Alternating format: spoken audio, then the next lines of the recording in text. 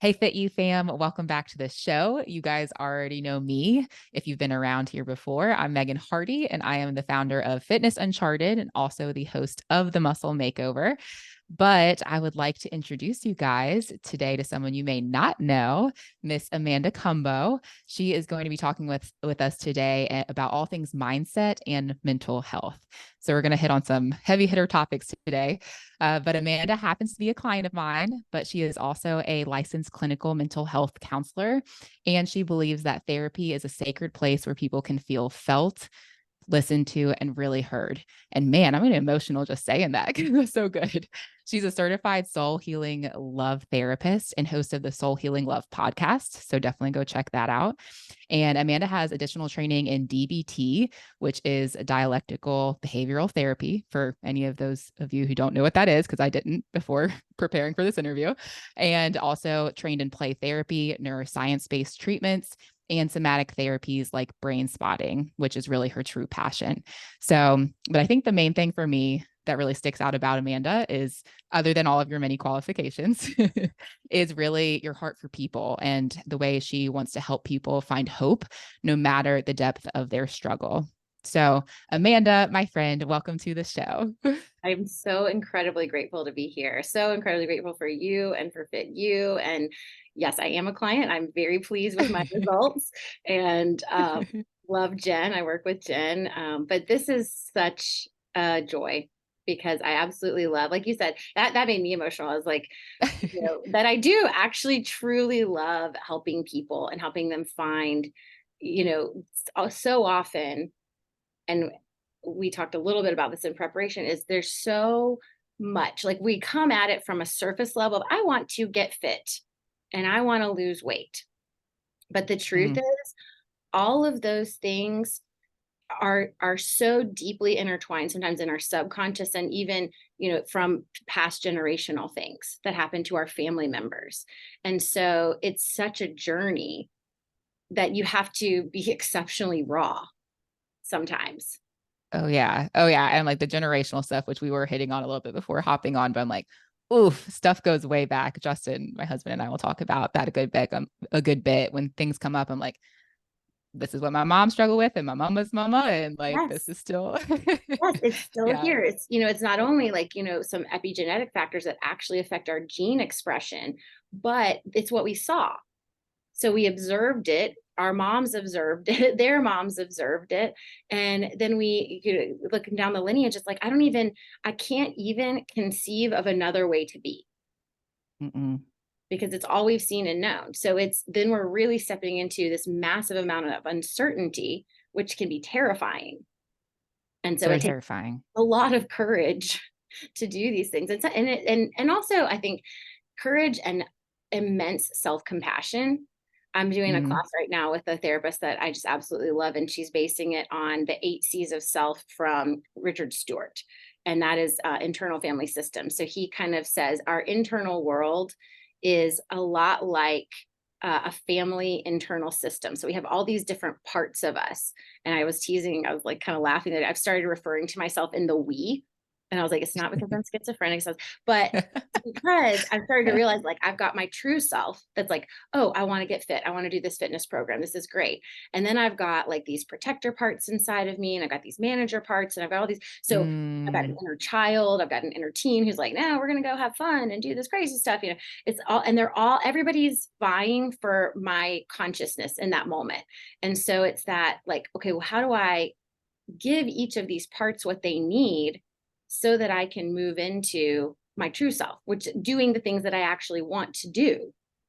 mm, And so the class that I'm doing, there's a theme every week, and he has the 8 C's of self. So just a few of them are like, if you're in your true self, you're calm. If you're in your true self, you have curiosity, not judgment. If you're in your true self, you have courage and mm, confidence.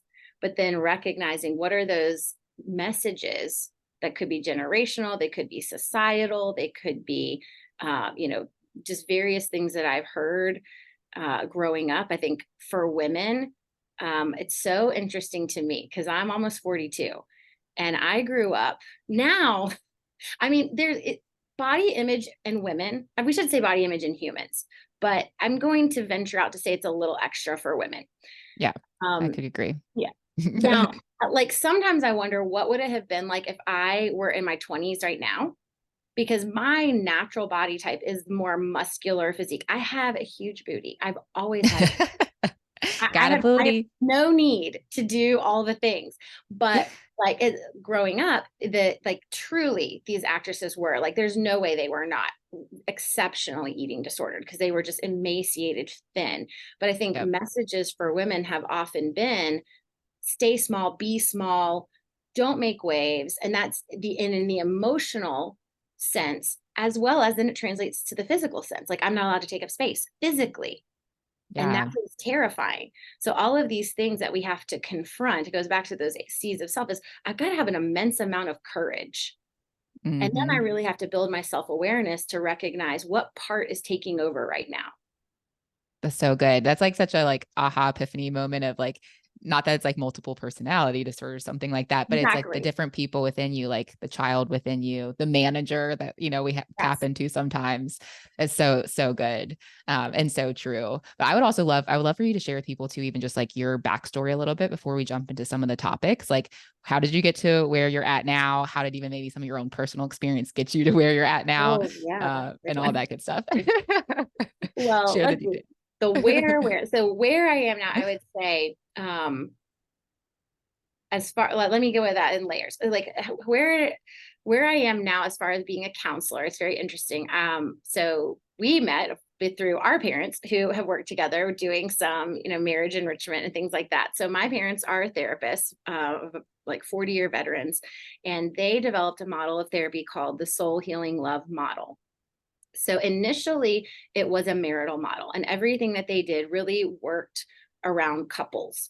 And we have a couples workbook, and they have books that they've written, and they would do workshops. And over time, we said, really, it's a both and kind of flow. So when couples will come and say to me, "Well, am I trying to heal her soul wounds, or am I trying to heal his soul wounds? Are we working on this together? And I'm supposed to be fixing him, or am I supposed to be working on mine?" And I say, "Yes." Because Yeah. it's both, because it's a parallel track. So simultaneously we have the opportunity to heal each other, and it's work that I have to do in myself, because if I'm getting consistently triggered by a soul wound, which soul wound is a basic need typically in childhood that's not met, and when it's not met, we have a basic fear that we have about ourselves, and we internalize that fear because kids brains don't really work to see the other. It's you hit a certain developmental timeline where you're able to go, oh, that's mom and this is me, and our emotions are separate. But Mm, when we're really young, our brain can't do that. So then as kids, we internalize everything. If mom didn't show up for something, it's because of what I did. If dad got angry, it's because of me. If things are happening, it's my fault. That's a real big key. In the course that I'm doing, she said, do you listen to your language? When you hear that I'm bad, it's my fault. That's a very childlike language. So there's a mhm, clue that a younger part is coming up, a part that's wounded, a part that has a mm, soul wound.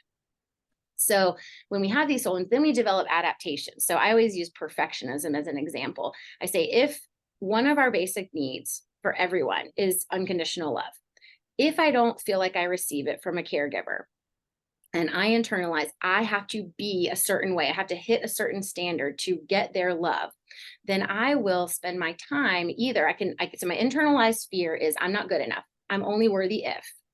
And then oftentimes I see people with one of two adaptations. So same need that's not met, same wound, same basic fear that they're not good enough. One will go, I'm going to get everything right all the time. And I will always dot every I and cross every T and make sure I meet all the criteria. That is me. So that is part of my story. The opposite of that is that I become the rebel. And I'm just like, bump you, forget it. I don't need your approval. I can't earn it anyway.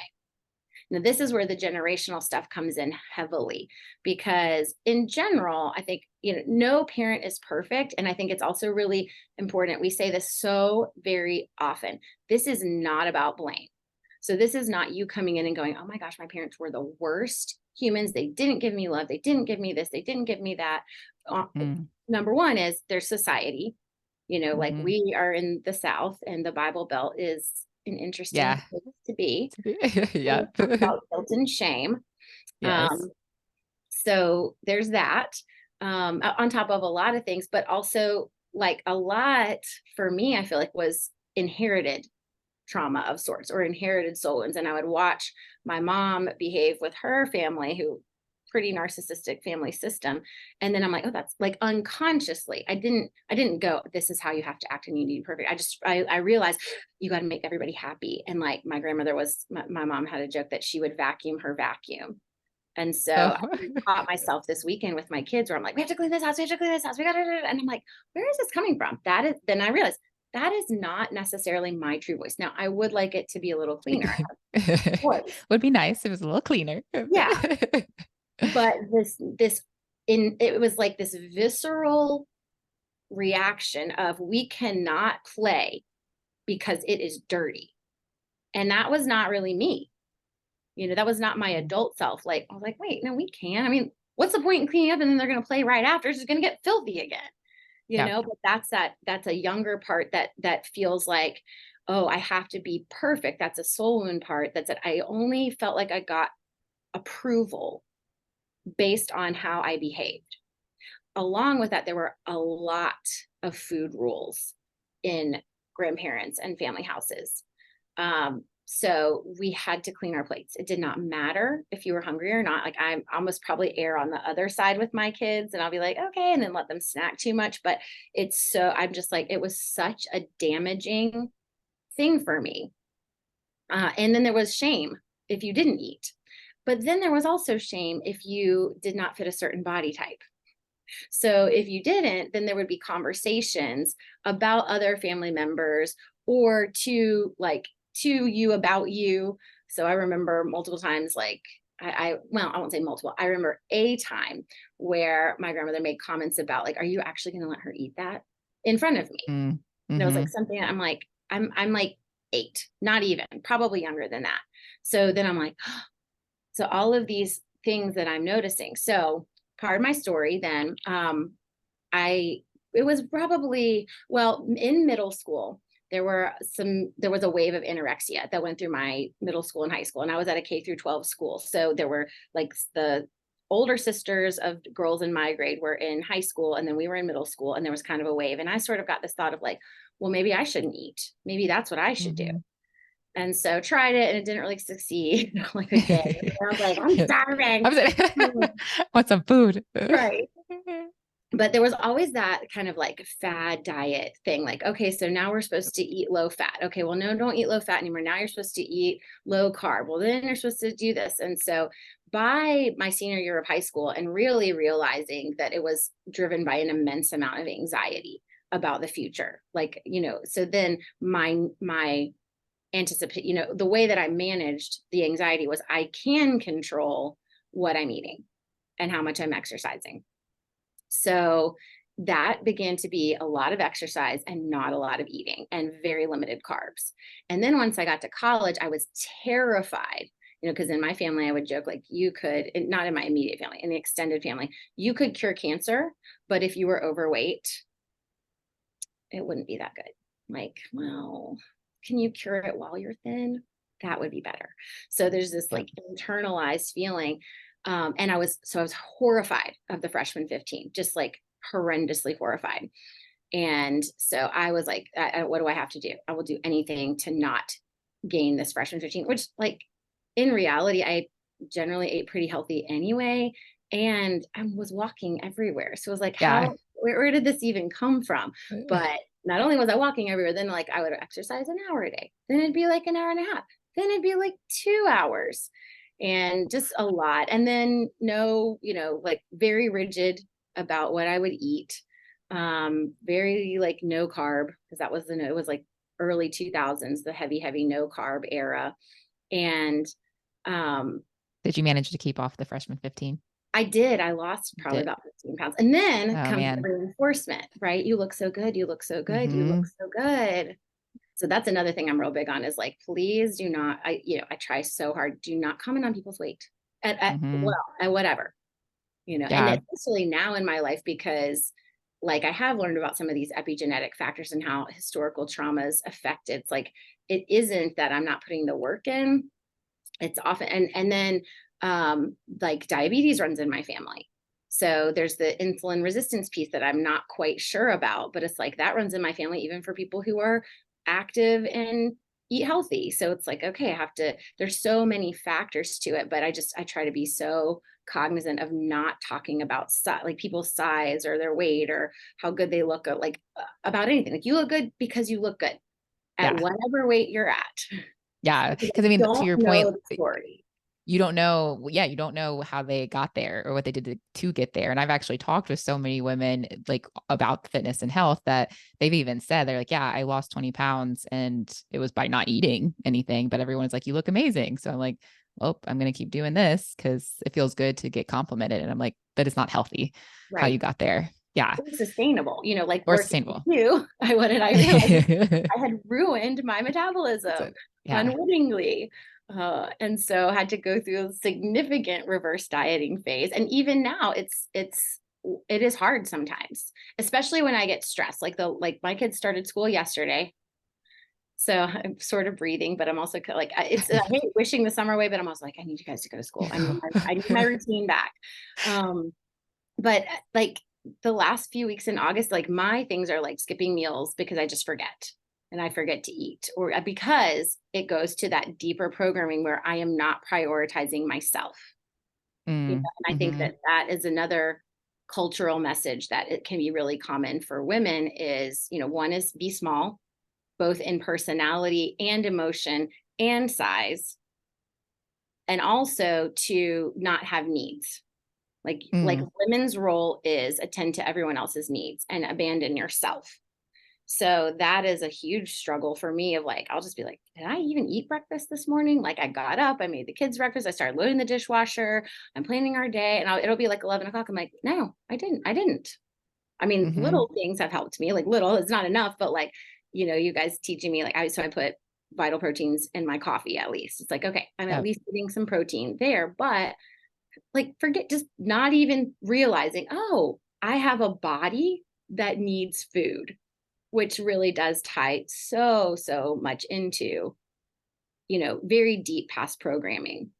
One question I had for you about the past programming, it was like with the people's different takes. I don't know if it's more of like a personality thing or what you would say to like how people respond differently. Cause you mentioned the person who, based on past programming or like your past generations or parents, like one person might be the people pleaser and take on that role, and the other person becomes the rebel. And I can think of specific people in mine in situations in my own life where I'm like, that's very accurate. And those people responded very differently to maybe the same parents and Right. same parenting, but very different takes or responses. So that curious, like your thoughts on why, if that's just a personality difference or why that is. And also even with past programming I found like in generations, if you have a generation of maybe parents that aren't very hands-on or very available or present, the next generation becomes very like, hey, if you go underground, I'm going to get the shovel out and dig you out. Like I'm on top of your ass, I'm like, Like the I'm going to, helicopter, like to yeah, the the helicopter extreme. to the extreme. And then the next generation is like, well, I don't want to be like my helicopter parents. So I'm going to go to the opposite and be the super loose parents that are.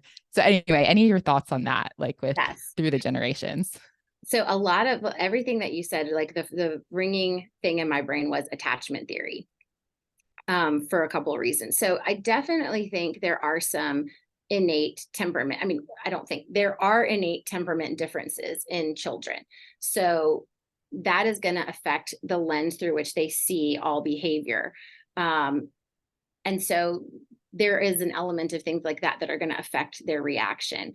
But with attachment theory is something that was developed kind of in the 50s by John Bowlby, and then perpetuated by one of his grad students and really given some extra legs to it, Mary Ainsworth. And attachment theory says that we all have these attachment styles that really begin from like in conception to 2. 0 to 2 is when it's really the strongest level of what is our attachment style going to be. And there are essentially 4 different styles. One is secure, which is what we would really like to be. One is anxious. So I'm like, oh, is this person here for me? Are they going to be here for me? I don't know. I don't know. I don't know. The other is avoidant. So like, I don't care. I don't care if you're there or not. Like, you could be there, you could not be there. Like, it doesn't really matter to me. Like, whatever.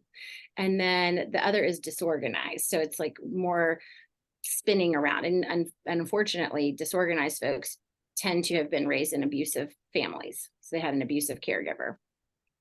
So one of the things about it is, yes, how I respond to my kids is going to be a really significant factor in their attachment style. Because if I'm there for them, the key word with attachment is trust. Can I trust you or can I not trust you? Will you be there for me or will you not?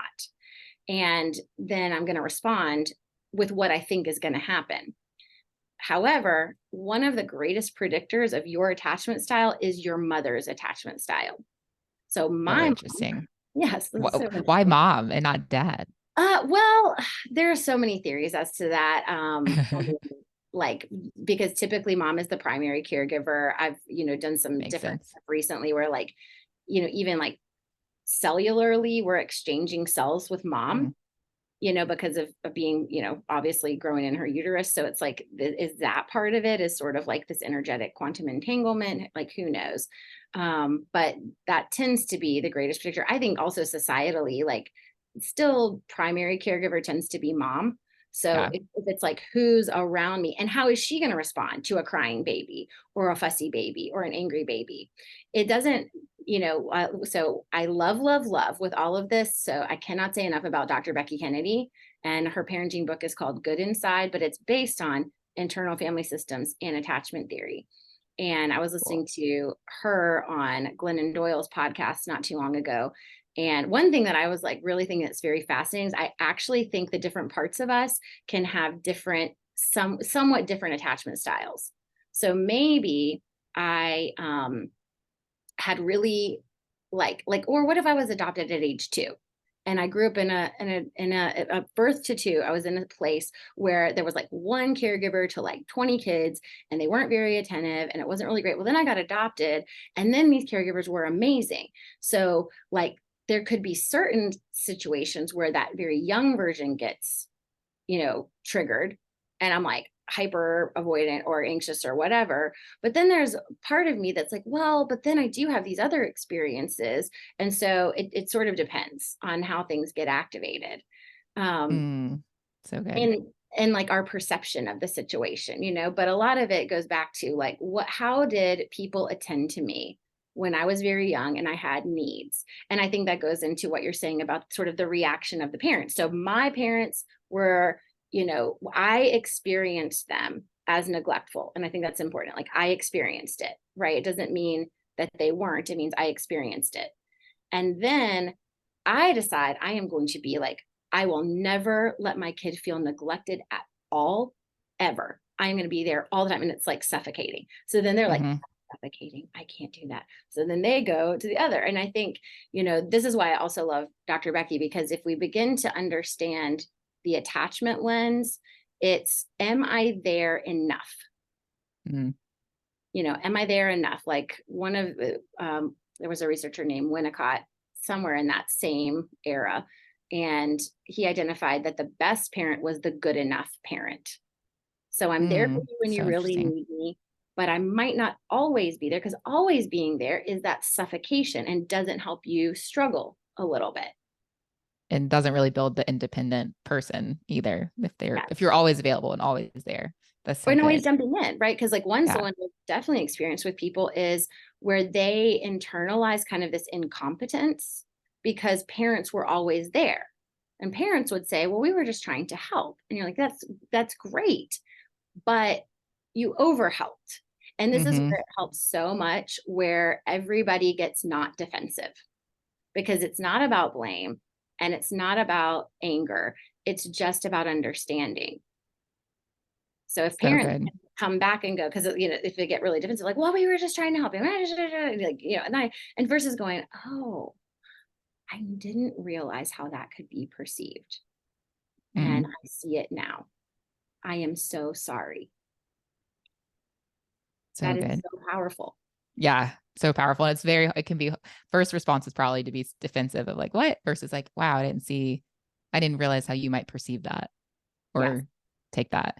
How with some of the even like past programming and soul wounds, like as it applies to food and eating, like how have you seen that translate over to people's relationship with food or eating currently? I think it's a huge factor. And sometimes it takes some peeling back of layers. But I actually also, Dr. Becky, I forget which episode of Glennon Doyle's podcast, but Glennon is struggling with anorexia right now and has a history of bulimia. And then Dr. Becky talked about how she grew up and also had some anorexic issues. And she said she even viewed that as having to do with like permission for space. Like, how do your emotions get handled? If your emotions feel like, too much, then you might stuff them, and then like let them all out. So that's sort of that bulimia. Or if it's like, we're not allowed, don't have those feelings, don't have that, then it's more that anorexic kind of starvation. Like then I'll withhold, I'll deprive. And so I think when I approach treating eating disorders with folks, I try to look at what's our emotional container look like? Like how big is it? Like I've got my Stanley cup here. Thanks to you Yes, guys, yes, right? Stanley. I was like, it's 40 ounces. I'm getting it to get And my it fits in water the in. fits in the cup It holder. fits in the cup holder. It has a straw. You can put it in the dishwasher. I mean, come on. Checks all the So boxes. everything, and a handle, And a handle, and it's thermal. So it keeps cold, keeps hot. everything. But I'll use this. I have my Stanley cup and I have a coffee cup. I actually used this metaphor with somebody the other day. And I said, if in my family growing up, I have there is a Stanley cup 40-ounce size space for everyone's feelings, then we can all have all of our feelings and it's going to be okay. It's not going to spill over into like, what's going on?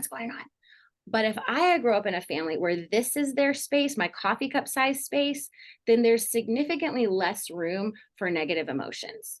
And what I internalize then is I'm not allowed to take up space, or I could. I won't say you do. It depends. But I could internalize I'm not allowed. Look, it's already overflowing. That person's angry. That person's sad. That person's crying. There's no space for my emotions. There's no space for me. So then that's where it gets into sometimes these internalized, viewpoints of like, well, I'm not supposed to have space.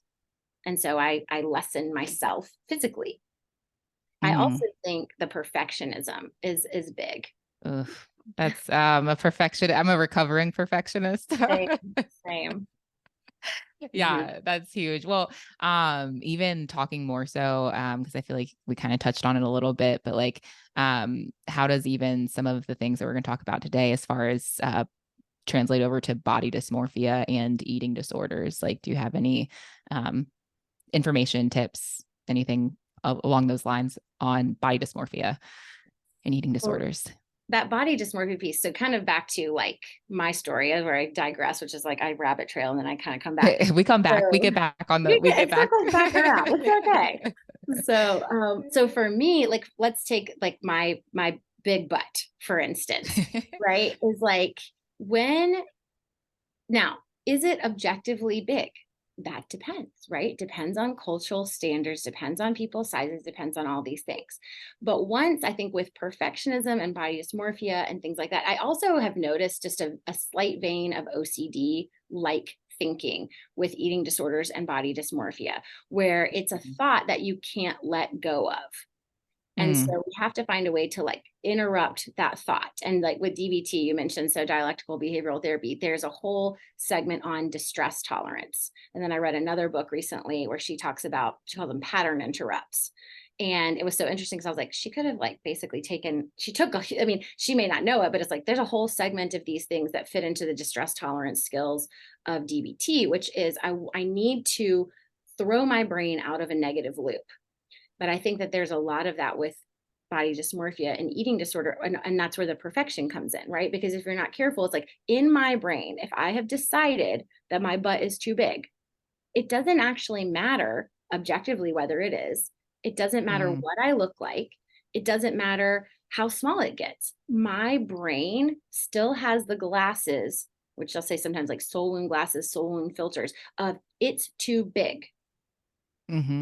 So then like, that's what I have to work on. It's not that it's objectively too big. And then you can go into the, like, the anxiety loops of like, is it, where we're seeking outside approval? Like, is it too big? Does it look okay? How do I look in this? What about this? Does this thing look like, does this?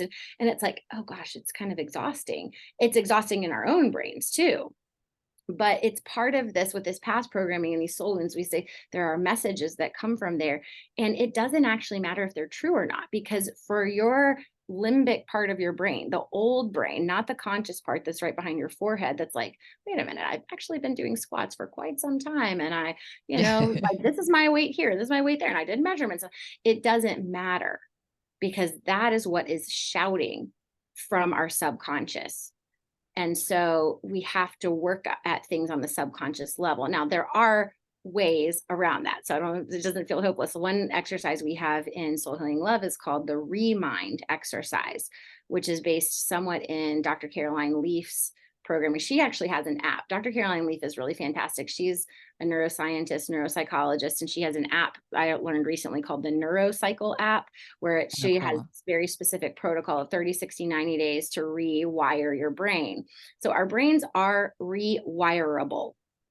The thing about it is, the longer we've had that thinking, the harder it is to reset. It's like our attachment style that we were talking about earlier. Some people get panicked, like, wait, 0 to 2, I'm 50. Like, what am I going to do about this? Like, wait, your brain can change. It is possible. It's harder because Hmm. there's a lot more neural networks, literally, that we have to rewire. Like, we want to, like, these to die off, we want new ones to come in. But every time you think a different way, or every time you do something different, so if I'm like, oh my gosh, my butt's so big, I just, like, it looks so bad in this, I can't believe it, every time I walk away from the mirror and go, you know what, I'm not doing this. I'm choosing a new thought. Like, my butt is Mm. what it is, and I do squats, and it's gonna get better. I took my kids to Carowinds, which is a big amusement park here, and they have a huge water park. And we went on Saturday, and I was like, I'm gonna wear my bikini. Like, I'm gonna do this.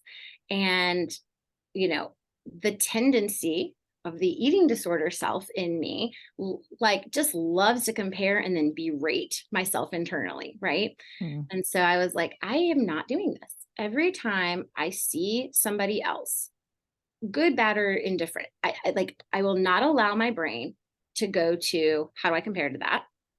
And in Yeah. fact, It's what so I'm going hard. to do is so hard. It's so hard.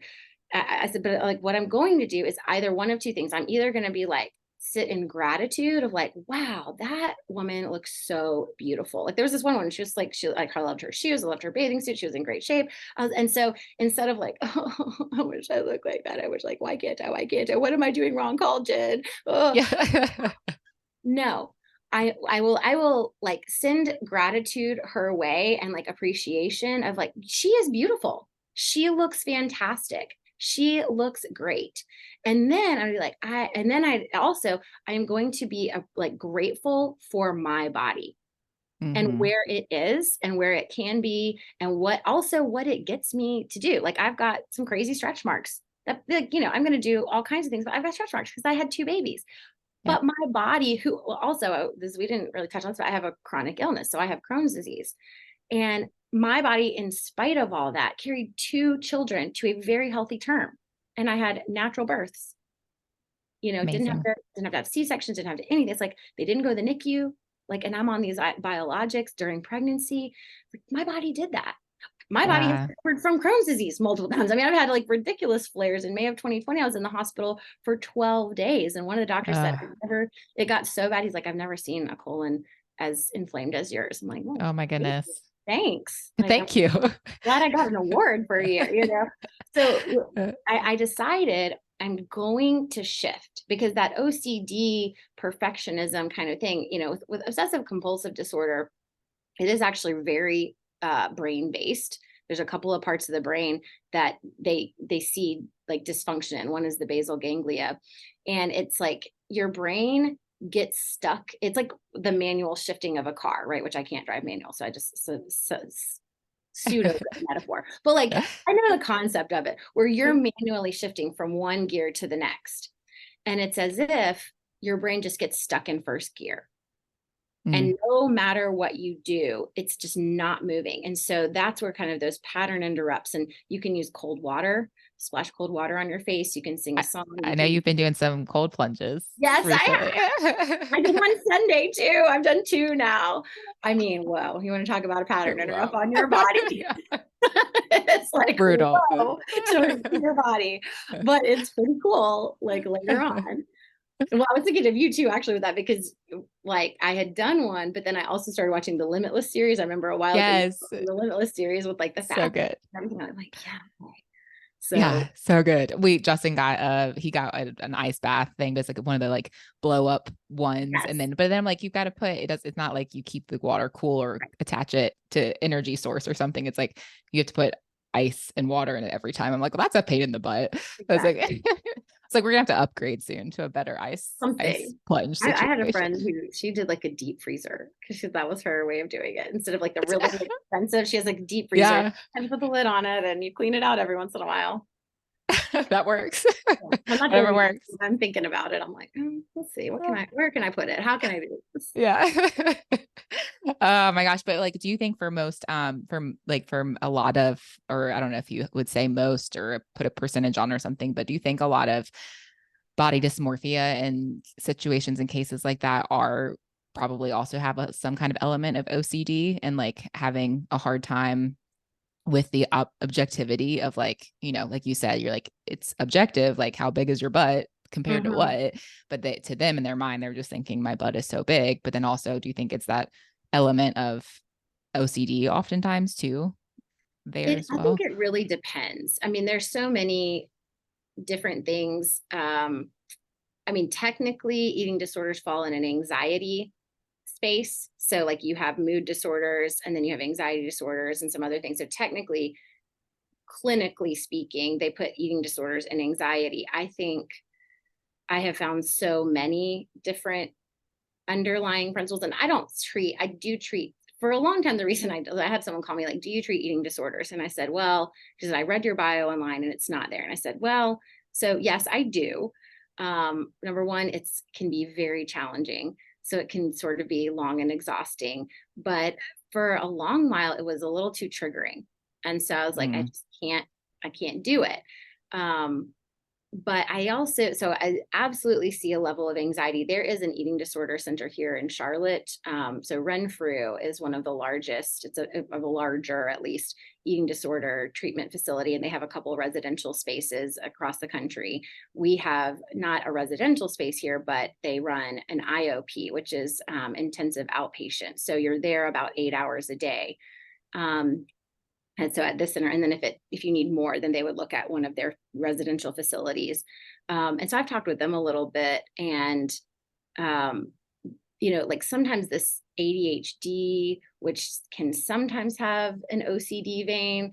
I think there's so many things, but oftentimes I think it's always a good idea to talk to a psychiatrist or a therapist because there usually are other layers. So it's not usually just like, I have an eating disorder. It's like, I have an eating disorder that stems from my anxiety and my OCD. And sometimes sensory, like sensory pieces Mm. in there too.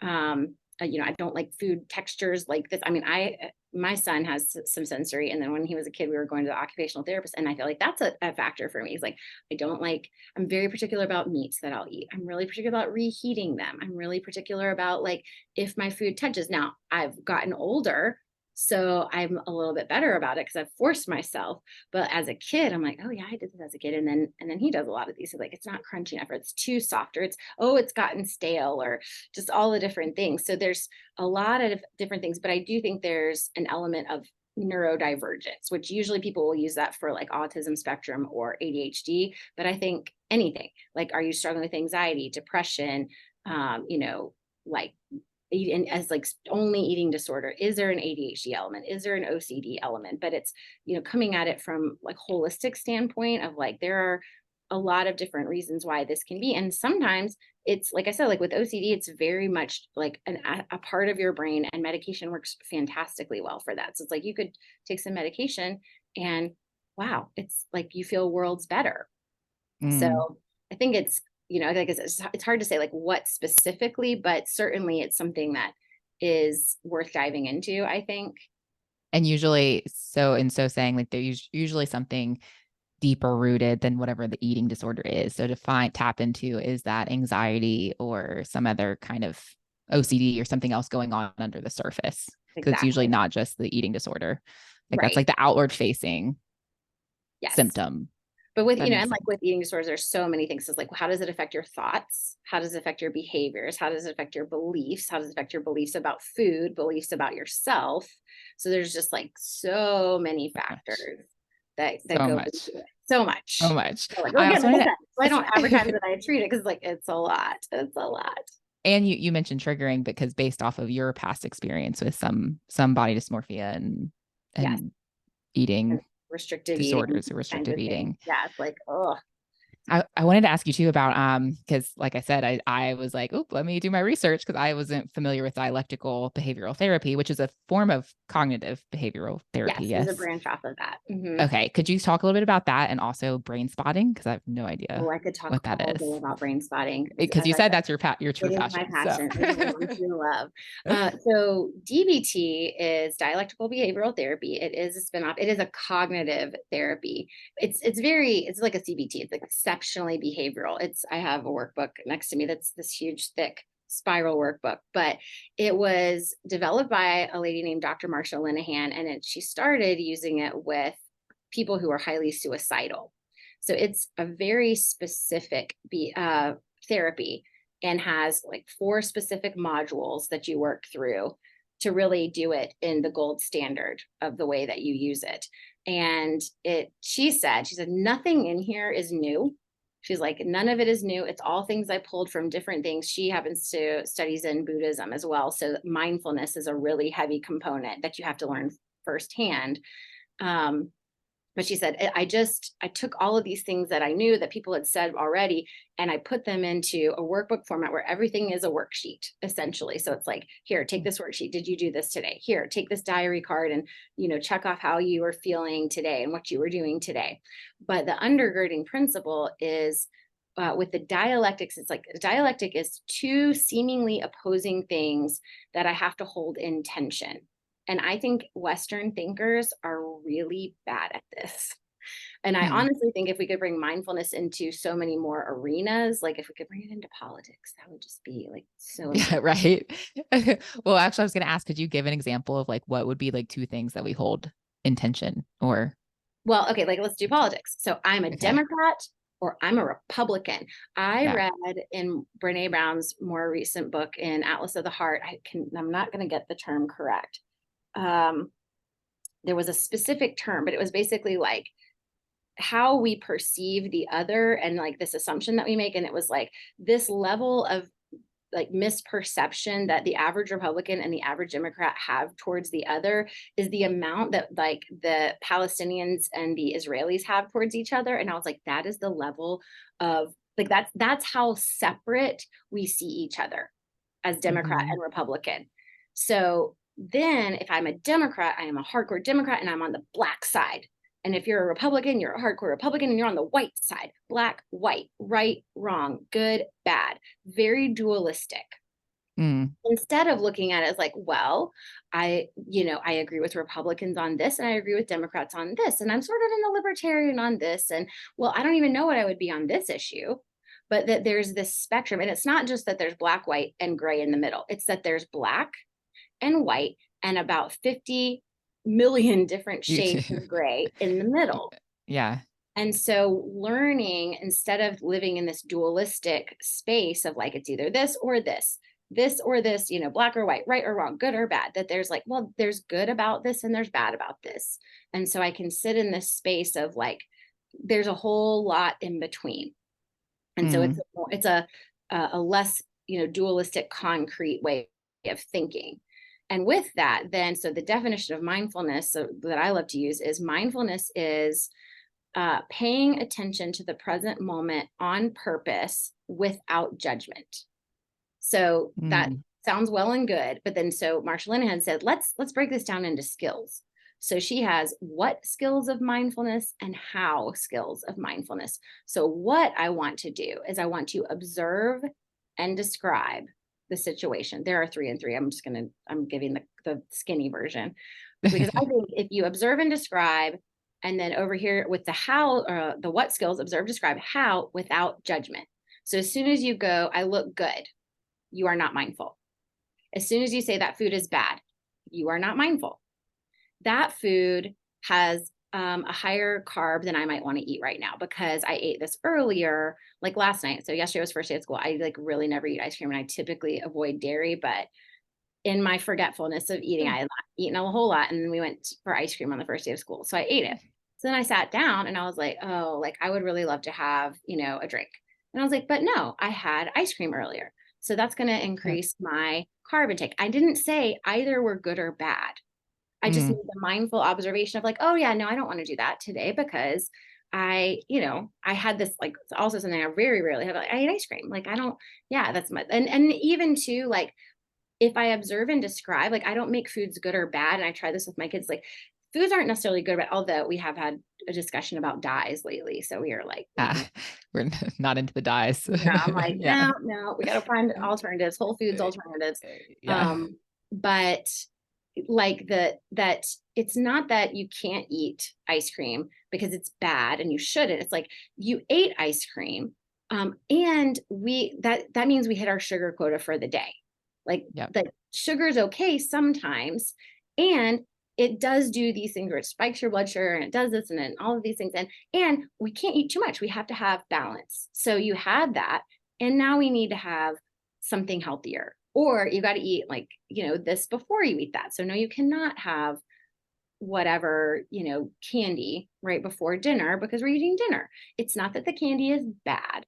It's just that if you eat it, so I'm mindfully observing, right? If you eat it, it, might give you a stomach ache. It'll spike your blood sugar. It'll keep you not hungry for the healthy food that your body needs for fuel. Yep. So good. Mm-hmm. So good. So that'd be like kind of applying it to like there's the political application Right. and then to food. That I love that because it's kind of like the thinker who's like, I'm either going to just whatever, F's it, eat whatever. That's like the black. And then Yes, the like, I have to restrict everything. I can't have any carbs or whatever. That's the white. And exactly. that's that like polarity that you're trying to find that like gray, happy place in the Yes. middle Or in like there. exercise, right? I have to work out 2 hours a day or it's not worth it, or I do none. Mm. Versus like, well, what if I did one round? I mean, I've been Mhm. trying to do that myself. It was like, okay, what if I just did one? And then sometimes when you do one, you're like, I actually feel fine. I'm going to do another. And I might do Yeah. another. But if I don't, it doesn't mean I'm a bad person. And I don't have to go in a shame spiral. I can just sit and go, okay, well, like I did some. Some is better than none. So And it's, good. in some ways, then I started using it. So it started with a highly suicidal population. Then it worked really well with a group of folks who are diagnosed with borderline personality disorder.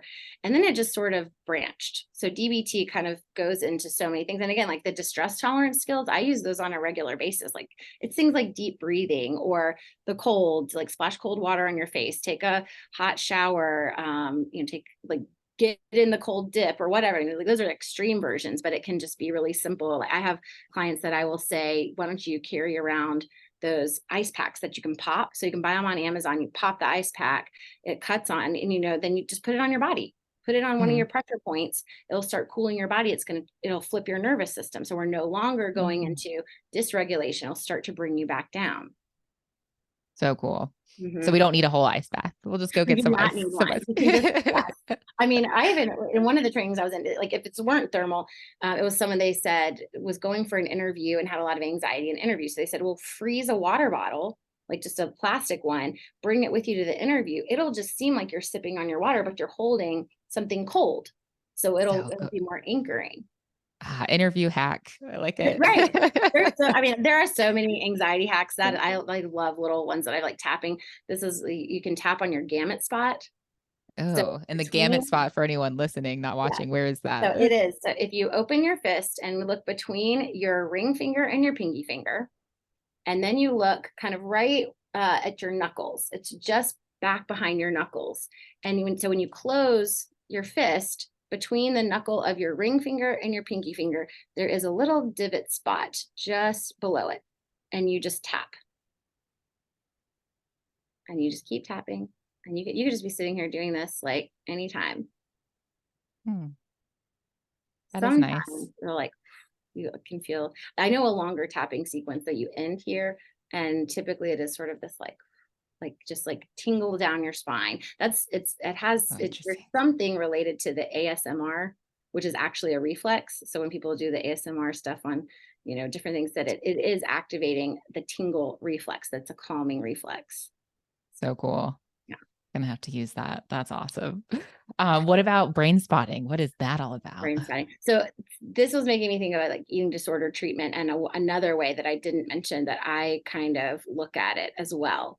So brain spotting is, in my opinion, a fantastic therapy. I use it anytime clients will allow me to. It is different. It's kind of strange. So I tell them, I'm like, this will feel weird. You're used to coming in here, sitting on a couch and talking to me. I don't want you to do that. What we're going to do is we are going to, with whatever feeling is coming up, we find where you notice it in your body, and then we find an eye position. So a lot of times I'll use a pointer on the screen. I will pull up all my pens, and so I'll just go, okay, which one's calling to you? And I'm like, the purple. Okay, where do you, let's see where we feel it. So the science behind it is that there is a way that our brain develops where it kind of creates a specific eye position for various memories. And it came out of EMDR therapy. So that's eye movement Mhm. desensitization, reprocessing. And David Grand was an EMDR therapist who, just in a session with a client, noticed as he was moving slowly across her visual field that he got to a space where she had a reflex. So instead of continuing the hand movements, he just kept his fingers in one spot. And a lot of the trauma that she had processed before came out at a much deeper level. And then there were things that she processed that they had never even touched on before. This was for sports performance enhancement. So actually it's really fantastic with athletes too. Like if you have an injury, because your body, this is, mind over body, your body will not allow you to continue that particular movement. Like Mhm. I really, really want to get better at yoga, and I really want to do handstands. And there is like this lockup in my brain for inversions. And I don't have a memory of getting hurt or falling, but my body just does not want to do it. And it might be like my proprioceptive sense. I don't, like, that's not great for me. I don't have a great body awareness of where my body is in space and time when I'm inverted. So that could be it.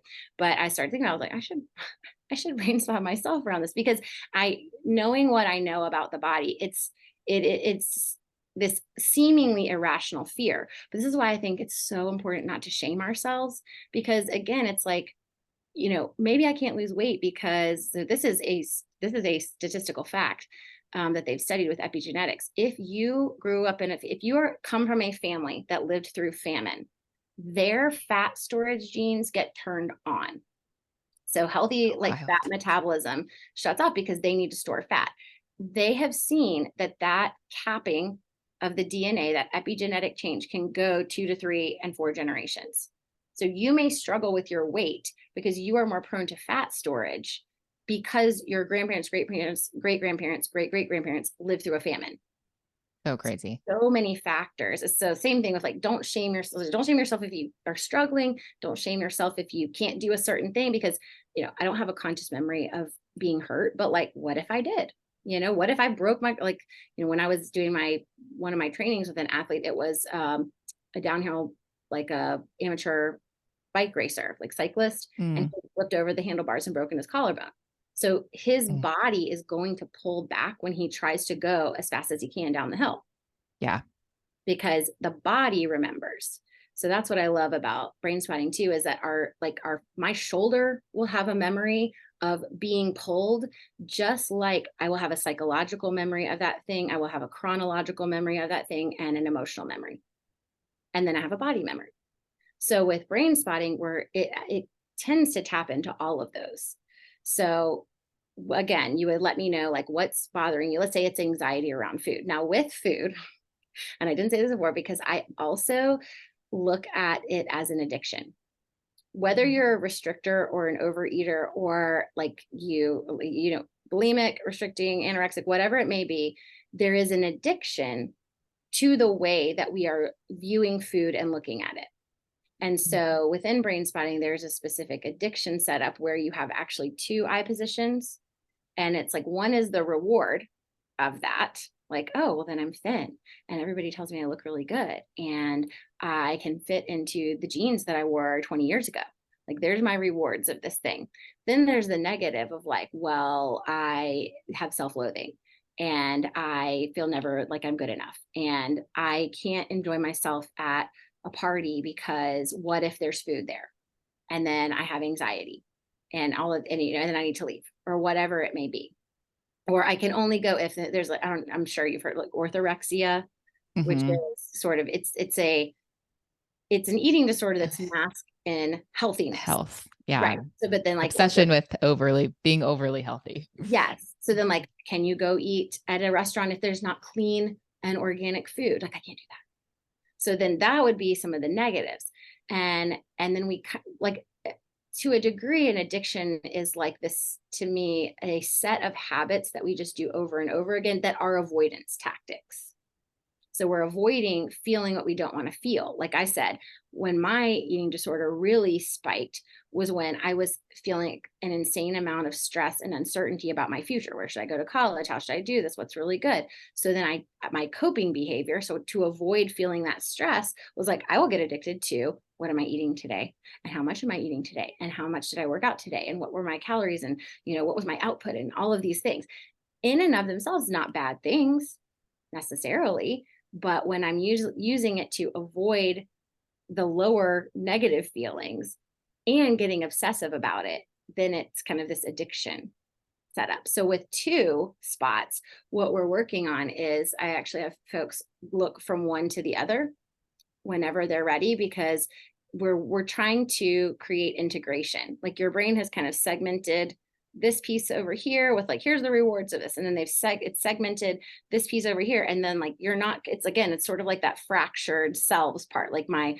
Mm, protector part for my eating disorder isn't talking to the manager part that's like doing this over here. It's like, hey, let's get them to communicate. Let's get your brain to rewire and re-network so that you're like, yes, I have the benefit of being told that I look really good, and now I'm like suffering at the parties, and I've mm, become more isolated, and I just am constant, and my brain is consistently occupied with this obsession about food.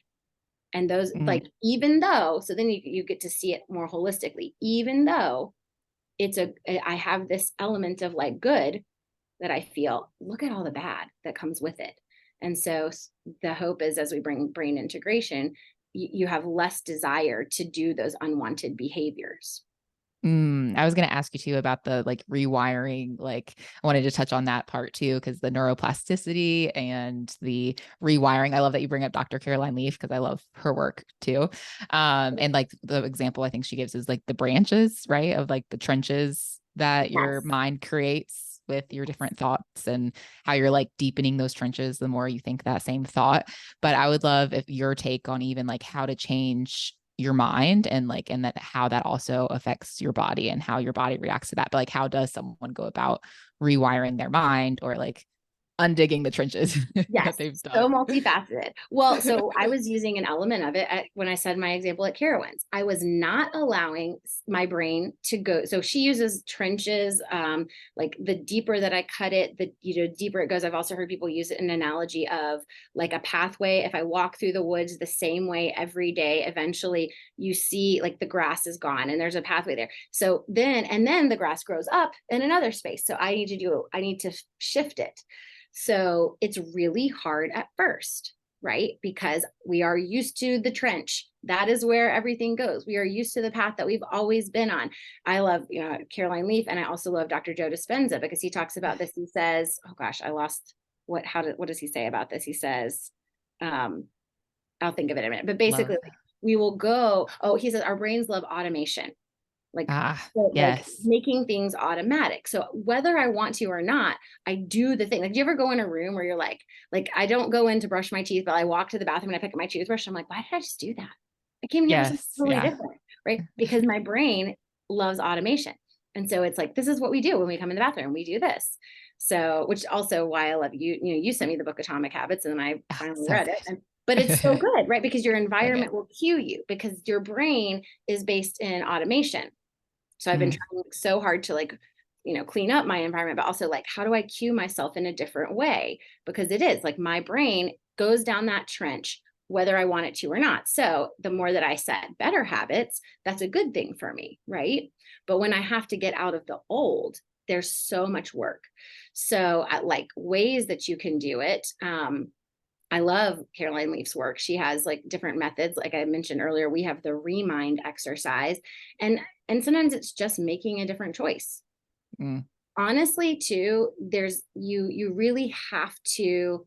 This is where breathing and yoga and meditation and all of those things are like just they are so vastly essential in my life right now. Like we were talking about the cold plunge. So on my Instagram, you can go and see, anyone listening can go see my reaction when I got in that water the first time.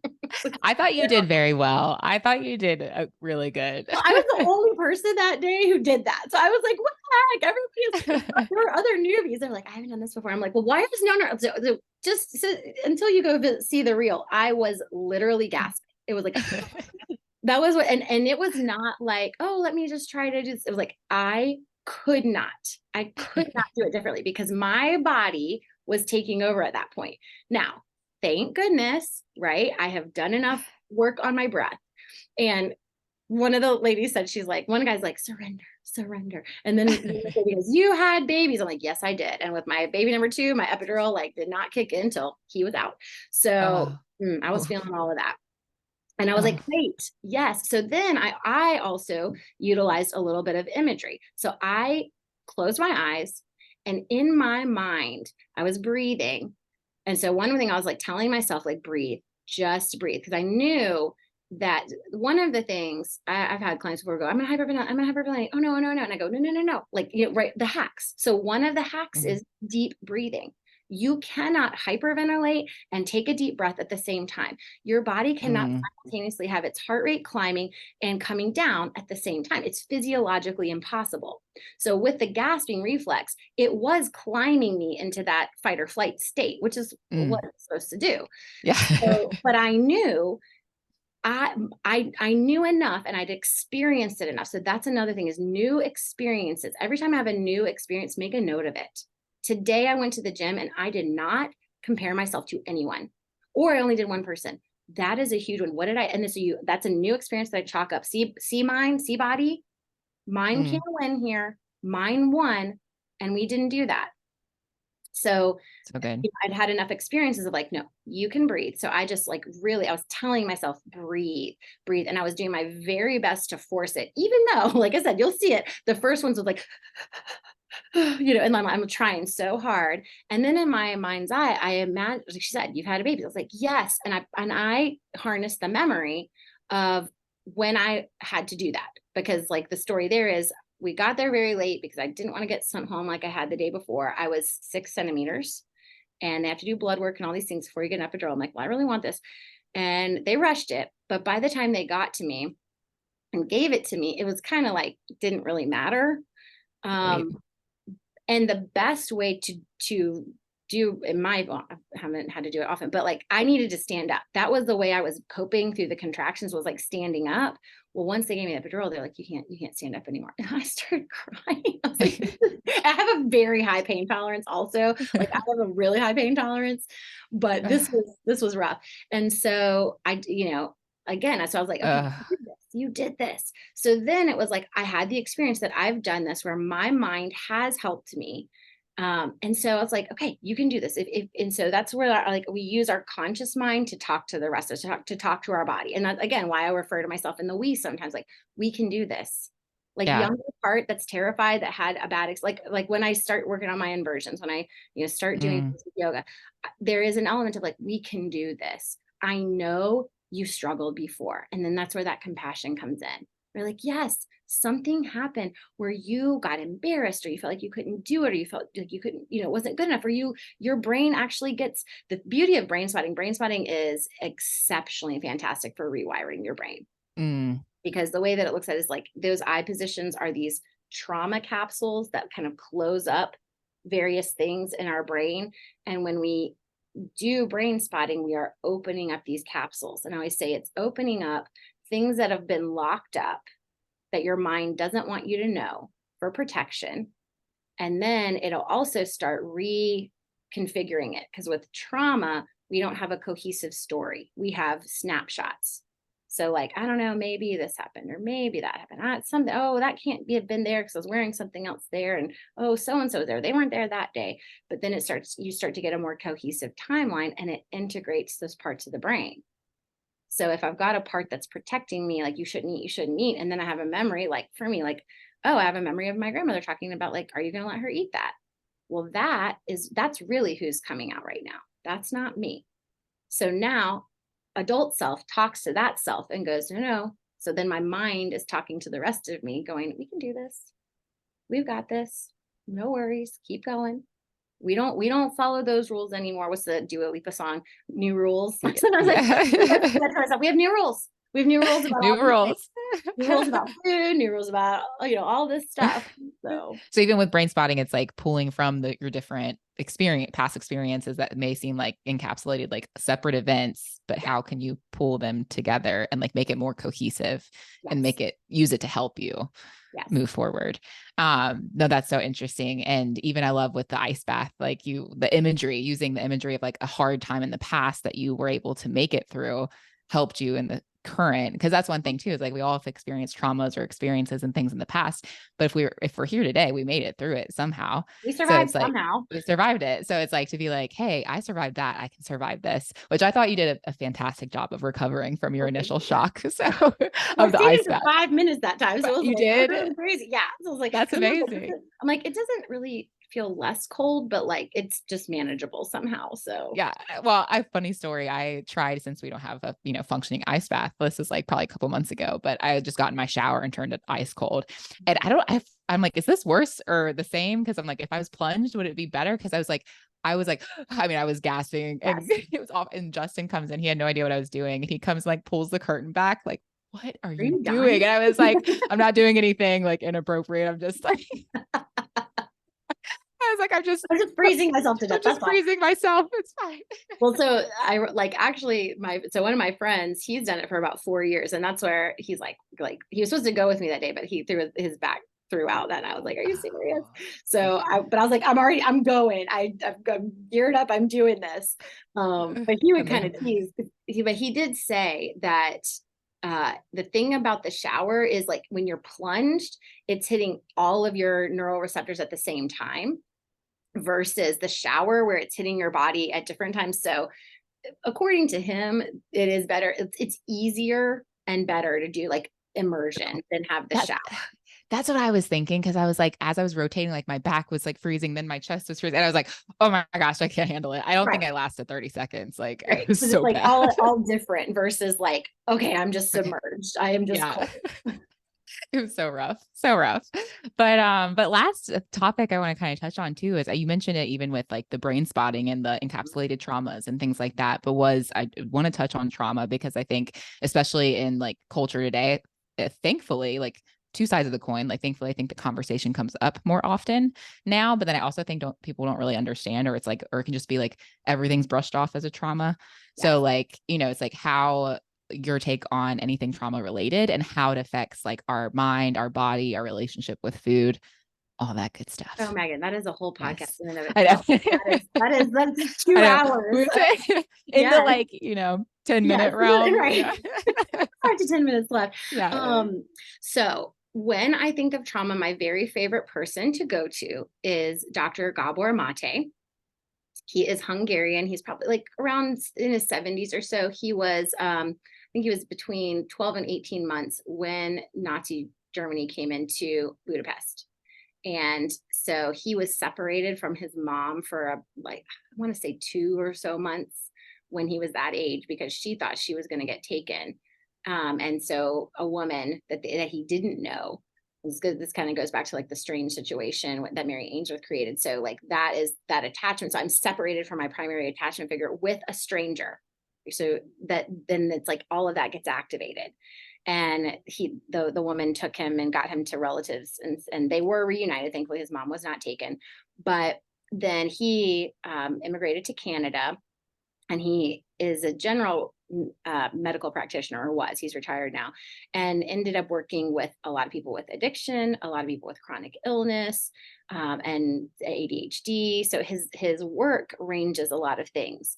But his most recent book is called The Myth of Normal, and the subtitle is something like living and growing in a toxic culture, or something like that. And he just really touches on like how our culture is exceptionally toxic. And then I said that to someone recently, and they were like, "What culture isn't?" I'm like, "Well, I guess that is kind of true." But Yeah, uh, that's true. you know, like, just for still ours is currently, but for him, he looks at everything through a lens of trauma.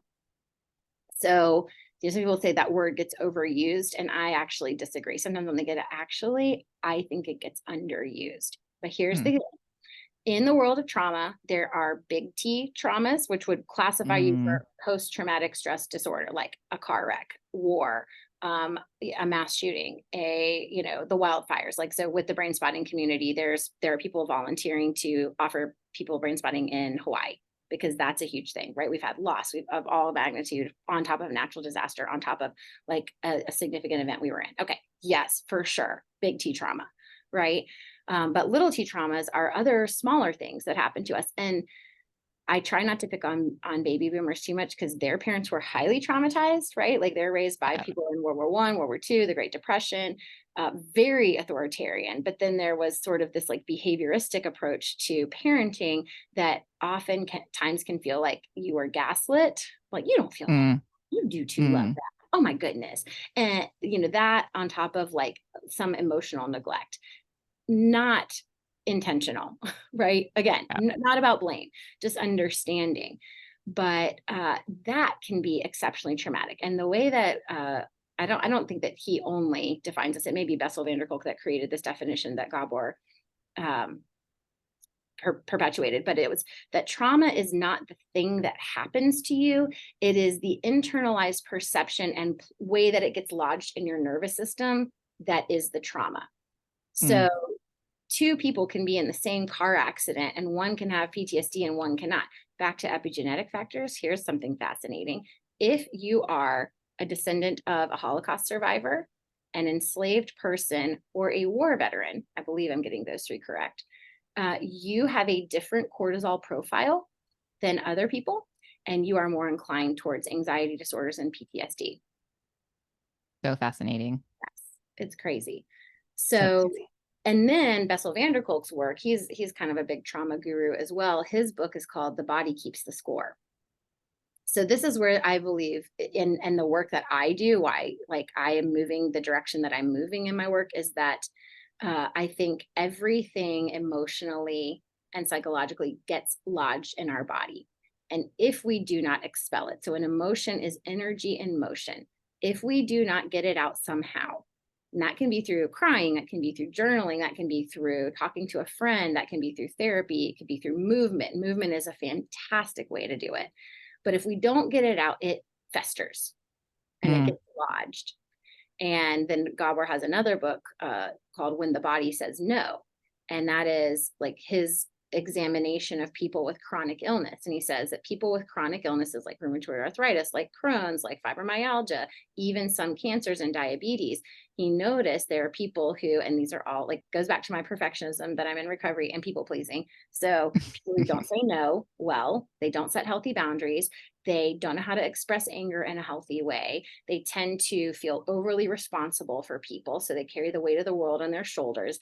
And then those emotions get trapped in certain systems, right? mm, So for me, a huge piece as I started learning this was like learning to say no to things and learning to set healthier boundaries, and learning to like that anger is not the problem. It's how I express my anger or what I do with my anger. Like anger is telling me there was a boundary crossed and I'm not okay with this. And that there are righteous channels of anger that, I can do. And then with nervous system work, like why I do the cold plunge and why I do all these things is because I want my cup to get bigger. I want bigger than a Stanley Cup ability to manage. I want a really big window of tolerance for my emotions and others' emotions. Because then if I do it, it carries again the generational, right? If I increase my capacity, I can hold my kids better and I can Mm, hold their big emotions better and sit in it and not have to fix it. So I think that, like circling way back, the answer to parenting goes back to Dr. Becky Kennedy, where I look at parts and attachment. One of the things that she says consistently is your kid is not giving you a hard time, your kid is having a hard time. And mm, you're a good person, you're a good parent doing your best, they're a good kid doing their best. And like right now, everyone's having a hard time, which is such a different way of looking at it. But also, then I'm not there to fix it. Like some things are just hard. yeah. That's where to be the good enough parent too. Exactly. The good enough parent. Yeah. But no, I think that's so true. Like it's not like we've all had traumas or experiences and it's not necessarily a trauma, but it's your perception of the trauma and how it lodges in your mind and body and Yes. what you do with it after Exactly. that. Is it the behavioral loop that's like, it's like your thoughts dictate your feelings, which dictate your behavior. And I'm like, man, if we like going back to the Bible is like, if we can take our thoughts captive, That's how much power can we have? right. But this has been super amazing. In honor of time, because I know we're a little over right now, I would love for you to just even share if someone has one kind of last question for you. And sorry you weren't prepared for this, but you weren't prepared for any of these questions. Right. But if someone is trying to like rewire their brain or they're trying like they are struggling with some of these things, like I know it's hard because it's going to be broad. So to give a specific answer, but for let's just say someone struggling with either body dysmorphia or eating disorder or just wanting to rewire their brain, like they realize there's some thoughts that and patterns they're having that they don't like what would be your advice as kind of like first steps that they could take at like starting to address some of those things? So I'm going to create a PDF to send you to put in the show notes with our Oh, REMAX good. exercise, which again is the one that I was mentioning earlier that's kind of based on Caroline Leaf. I also believe that every body and every brain learns differently. So like try this. If this doesn't work, like I think Dr. Caroline Leaf is fantastic. She has her app. She also has the book Cleaning Up Your Mental Mess. I love Joe Dispenza because he's consistently talking about integration, which to me goes back to like my goals with brain spotting. And so I am like, my hobby is learning. So those are a few, but I would say I'm going to put the remind exercise, and the literal very first place to start is self-awareness. So what am I saying to myself on a regular basis? Now, I had not, like, I'm way into all of this, right? Like deep in also in my fitness journey with you, like I'm 10 months in. So for me, I already was aware of a lot of the messages, but the first thing that I did was caught myself when I was at the water park looking at other people and comparing. So number one is what are the messages that I'm currently sending to myself, and what are the things that trigger those? So that's number one. And then number two is how do I find a different way of looking at this? So with the remind exercise, it's 5 columns. And then we have like, what are the new thoughts? And so it's the thoughts and the behaviors. We tell a new story. Like, how do I look at this differently? Like instead of like, oh, I'm not doing enough, I'm just like, I'm really doing the very best that I can because I got a whole lot on my plate right now. And it's not at the pace that I'm wanting to go. Which this is the recontext that I tell myself about this fitness journey. It's not at the pace I would like for it to be, but it is the pace that I can do right now. And Yep. look at all the changes I have already made. So, okay, Yes. there's my new context, which leads me to a new thought. Like I'm doing okay. I'm doing the best. I don't look how I looked when I first started this, and I'm doing better. And I might not ever be J Lo, but that's okay because J Lo is J Lo, and I'll do my best. So I have a new thought. So instead of the negative thought, now I've got a new thought. My old behavior would be like sit in a hole and like cry and hovel. It's like, well, my new behavior is going to be like, I'm going to go, have fun with my kids, or I'm going to take a walk because that'll get me a little bit closer to my goal. Yeah. I love it. That's Mhm. amazing. Starting with self-awareness is Yes, key. So self good. awareness is number one. So good. Thank you so much. Where can people find you? I'm going to put everything in the show notes too. So, Yes. but what's the best place for people to contact you? Probably the best place is Instagram, just because I try to post reels about mental health and different things like that. And it's just at Amanda Cumbo. But also our website, Rogers CC, which is Rogers Christian Counseling, our practice in Charlotte, North Carolina. So you can find me there as well. Awesome. Yay. Well, thank you so much, Amanda, for coming on the show. I really appreciate it so much. Absolutely. It was a pleasure. Awesome. Thank you. And guys, we'll catch you on the next episode.